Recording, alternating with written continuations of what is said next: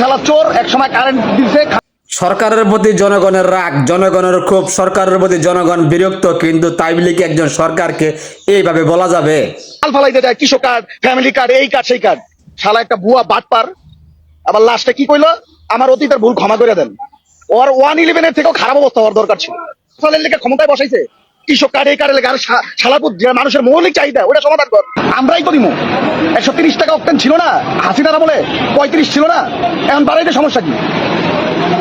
এক মাসের মধ্যে তো 50,000 কোটি টাকা অন্তত পক্ষে খায়া লাইছে ঋণ। বাদ বাকিটা তো আল্লাহ জানে। আর মায়ের ওই যে হাতি কয়ে গেছে না, সংসদে ঢুটকা পিটাইবো, সংসদেও যাওয়া লাগবো না, এটি মরবো রাস্তাঘাটে পড়ে। আগে কি তো ভাগ্যা যেতে পারছে, এটি ভাগতে পারবো না।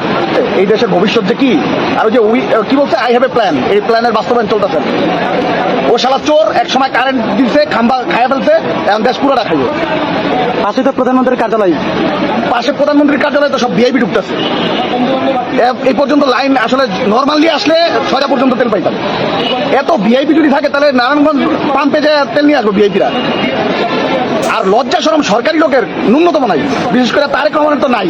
ওই যে দেখেন না, সংসদে বক্তব্য দিতে চাই ভুলভাল কয়, 8 পাস তো, এর বেশি মেয়েটা খাটে না তো তার। এই শালার পুতকে পরিণতি হইব যে লন্ডনে আবার যাইবো। আর যে কিছু কমু যদি পাইতাম, এই অক্টেন তারেক রহমানরা খাওয়াই।